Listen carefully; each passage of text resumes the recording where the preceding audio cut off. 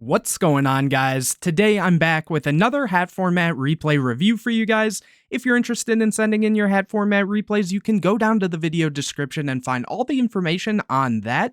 But anyways, the match I have for you today, we have Extra Power, who is going to be on Herald Spirits, versus Jay's Back, who is going to be on Mermail. So hopefully this will be a good match, so let's get straight into it. Here, it looks like Extra Power does win the rock, paper, scissors, and we'll get to start this one out. Opening hands, we see Dawn of the Herald, Archlord Christia, Nikitama, Advanced Ritual Art, and Nikitama, so kind of an awkward hand right now from Extra Power. And on the other side, we see Breakthrough Skill, Marksman, Max C, and Abyssland. So also not the craziest hand, but it is pretty decent from Jay's Back, at least having access to Lind, which can get them into other things. And, you know, there is that Max C if they see the Dawn come down.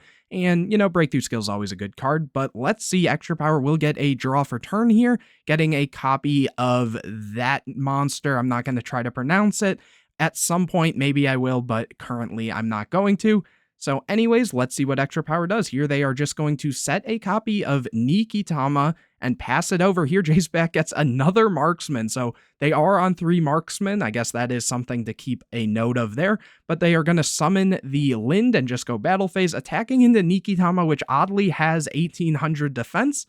And then setting the Breakthrough Skill. During the end phase, the Nikitama will return to hand because it was flipped up. I think a lot of people think that it's only normal summoned for spirit effects, but it actually is also if it's normal summoned or just flipped face up. So that does return to hand here. Here, Extra Power will, though, get a copy of Herald of Perfection. So there that we go. They actually do have plays now. And here they're going to go Dawn of the Herald. Maxi is going to be chained, getting rid of that normal monster in hand and summoning a copy of Herald in defense. Jay's Back does get a copy of Salvage, so this is the Salvage build of Mermail. And Dawn will be able to banish itself to add back the normal monster here. And they're going to take a second to think. And they just go end phase. Here, Jay's Back gets a copy of Controller. That's a bit unfortunate. And they're just going to set a copy of Marksman and pass it back over to Extra Power, who gets a copy of Forbidden Lance. Here, they're going to normal summon Nikitama and additional summon Nikitama. During the turn, let me just figure this out real quick. During the turn, this card was normal summoned or flip face up. You can normal summon 1 spirit monster in addition to your normal summoner set. You only gain this effect once per turn. So yeah, they are able to summon a Nikitama off of a Nikitama, basically. Next, they're going to overlay for a copy of Karen Gorgon. You don't see that very often, but I really do like this card. It's extremely cool. Being able to change targeting and stuff is always nice. They are going to walk over the Marksman and then set the Lance and pass it back over to Jay's Back, who gets a copy of Title here. So at least now they can apply more pressure. They're going to use Title's effect, discarding the Marksman to be able to send a water monster from deck to grave. They're going to send the Mooling Glacia, maybe just trying to deck thin in this weird situation, or maybe they thought that that was going to potentially bait a negate from Extra Power here, but obviously it's not doing anything. But it also, yeah, it does trigger the Marksman as well, which is going to attempt to pop the Forbidden Lance that was set, but it looks like the Lance is going to be chained.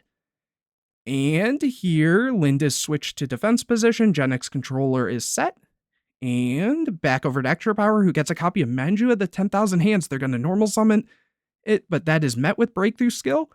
Karen Gorgon is going to be chained to change the target of the Breakthrough Skill, and that is enough for Jay's Back to scoop it up here. So Extra Power wins that one. But this time, Jay's Back will get to start this one out. Opening hands, we see Nikitama, Izanami, Forbidden Lance, Advanced Ritual Art, and the Vanilla. And on the other side, we see Breakthrough Skill, Marksman, Bottomless, Salvage, and Abyss Megalo. So, interesting hands. Let's see how it plays out. Jay's Back will get a draw for turn here, getting a copy of Soul Charge, so unfortunately no gas in their hand right now, so they're just going to set 2 and pass. Extra Power is going to draw a copy of Herald of Perfection, which is very strong here, sending another copy of the Vanilla and summoning the Herald in defense. Bottomless is going to be activated, but here Herald can be activated, discarding the Vanilla. After that, the Breakthrough Skill is going to be chained to that, and the Herald will be chained again, getting rid of the Izanami, which is a fairy and a spirit, so that's kind of nice synergy there. And so the Herald will be able to stay, but now Extra Power is pretty low on resources here. They're going to normal summon Nikitama to get in a bit of damage and then set the Lance. In the end phase, the Nikitama will return to hand, so now Jaceback knows every card that Extra Power has, basically, except for the Forbidden Lance here, which, you know, Mermail is a deck that can easily play through one disruption in the back row because of things like Marksman and stuff, but they are going to have to draw something for that to be live. You're getting a copy of Teus, so that's actually like a perfect draw for them. Go Teus, discard Marksman, and the Herald is going to be able to negate the Teus here, but the Marksman will attempt to pop the back row. Lance is going to be chained, but, you know, this Soul Charge might be pretty good here now, but they aren't going to use it, so I guess that sort of makes sense if they're not, well, they could have in theory if they really wanted to, they didn't normal summon that turn, so if they really wanted to, they could like Soul Charge, summon back the Teus and Marksman, and then, oh, actually no, that wouldn't work because Megalo's a 7. So yeah, I guess just passing there, it's very unfortunate, but maybe that was really the only play that was viable here. And so anyways, Extra Power is going to get a copy of Aritama, which is a really good card in the simplified board state, going Aritama to add a copy of Nikitama. So now they will have a negate as well with that Herald, and then they're going to go battle phase, and phase the Aritama returns. Here, Jaceback will get a copy of Pike, so that is very strong. They're going to go Breakthrough Skill, attempting to negate Herald, which they allow. They'd rather keep these regardless. Normal summon the Pike, discard Megalo, add a copy of Undyne. They're going to go for the Soul Charge here now, bringing back the Marksman, Teus, and the Megalo. So here they can start making some Xyz plays, overlaying for a copy of Dracosac. Dracosac effect, detach to get some tokens. Use Dracosac effect to pop the Herald, and they just pass it back. Here, Extra Power gets a copy of Manju, and they're going to summon Nikitama, additional summon Aritama. Aritama effect, add a copy of Izanami. Go battle phase, run over the Marksman and a token, and go to end phase, bouncing both back, and back over to Jaceback, who gets a copy of Undyne. Also kind of weird not to overlay these. I mean, you already see that Jaceback has a decent amount of damage on board. They know that they had added back Undyne, and Undyne can very easily send something like a copy of Title. So you're not really in the greatest position, so maybe even going for something as simple as a Dweller, even though you lose the advantage there, may have been a play. I don't think it really matters given, you know, Extra Power's already up one game, but just something, a little food for thought here. Undyne is summoned. They're going to send the Title, add the controller, so basically what I said there. And then here they're going to banish 2 to summon back the Title. Switch the Dracosac to attack and go battle phase, and yeah, that is just a game there. So moving on into game number 3, Extra Power will get to start this one out. Opening hands, we see Aritama, Advanced Ritual Art, Archlord Kirstia, Izanami, and Honest. And on the other side, we see Soul Charge, Abyss Pike, Genix Undyne, Abyss Sphere, and another Pike. Very strong hand there. And all right hand from Extra Power. You know, seeing Honest is kind of nice, but as well as the Aritama, actually, but they are going to need a good draw here. Drawing another Aritama, okay, that's all right. Summon Aritama, add the copy of Nikitama, so they are set up for the following turn, setting the Advanced Ritual Art as a bluff, and Aritama will return to hand in the end phase also, so they wouldn't have to discard for hand size there. Jaceback draws, what was that, the Undyne or the Lind? I think they shuffled their hand there. So they're going to start by summoning the Undyne, sending Dragoons, adding Controller. Dragoon's effect is going to trigger to add a copy of Megalo. After that, Megalo is going to attempt to summon by discarding the Lind and Pike. Dragoons will add a copy of Sphere. Megalo will add a copy of Sphere, my bad. Then they're going to go battle phase and attack in.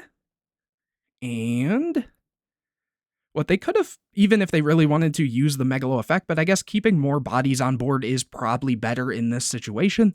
Anyways, they're going to set the double Sphere and pass it over to Extra Power, who gets a copy of Nikitama. They're going to normal Nikitama, additional summon the Aritama. Aritama is going to add another Nikitama here.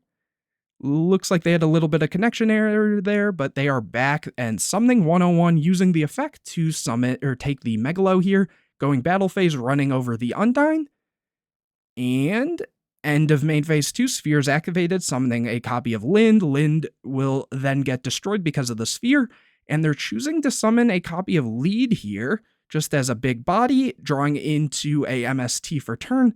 Here they're going to start by MSTing the back row, which is that Advanced Ritual Art, normal summoning Controller, and synchro summoning for a copy of Leo. Next, they're going for Soul Charge, bringing back Pike, Dragoons, and Lind. Oh, and double Lind, actually. Okay. So trying to make a big board here, overlaying both for a 101, which they're going to use to take the other 101, and then Dragoons will activate because it was detached from a water. So here they'll be able to add a copy of Heavy Infantry, overlaying the Linds for a Mech-Whip Engineer, and passing. So that is, a pretty solid board. It is a lot of damage on board. Kind of funny seeing the 101 under the 101, even though, I mean, it's a common thing in this time, but I guess I never really paid attention to that, actually. Here, Twister is drawn for turn, which is actually really good given, Jay's back does have another sphere here. Let's see what they do. They summon the Nikitama, and maybe they're thinking on the sphere here, activating it, discarding the infantry to pop this. But they say it's good, so here Izanami's going to be summoned. Let me just double check what this card does. It's been a little while.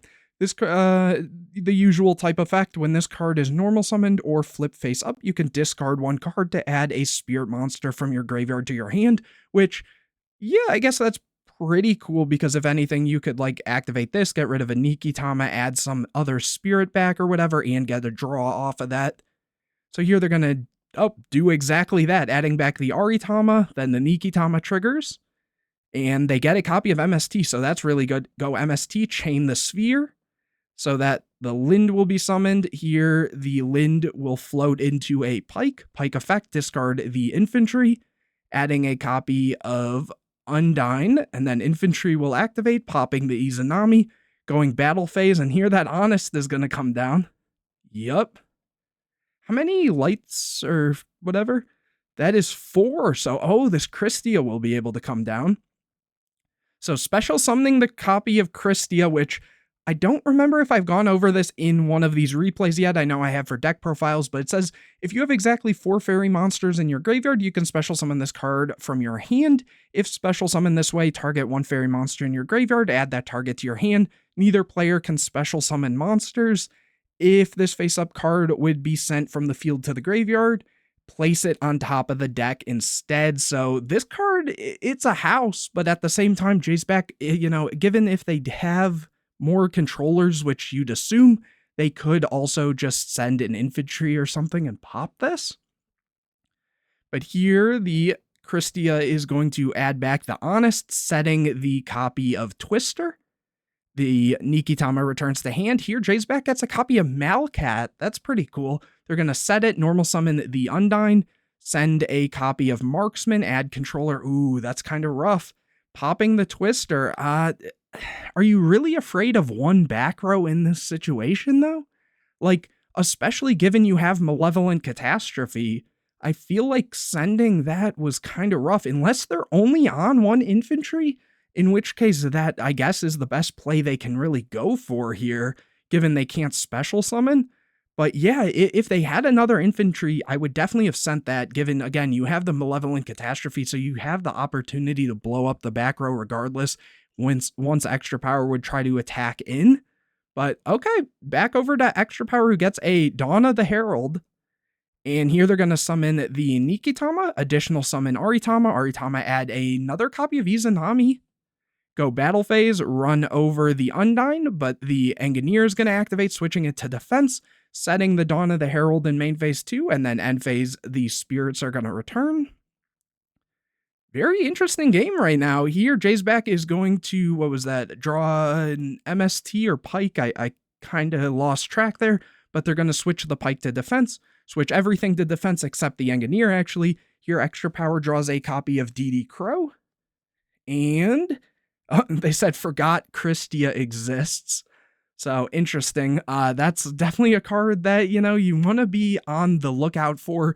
It's not necessarily common in H.A.T format, but in general, it's a very strong card. But anyways, Nikitama is summoned here, summoning the Izanami, discarding Aritama to add back a copy of Nikitama, going battle phase, and Malevolent Catastrophe is activated, but running over the Undyne, running over the Pike, and then Christia attacking into the Engineer to get the material off.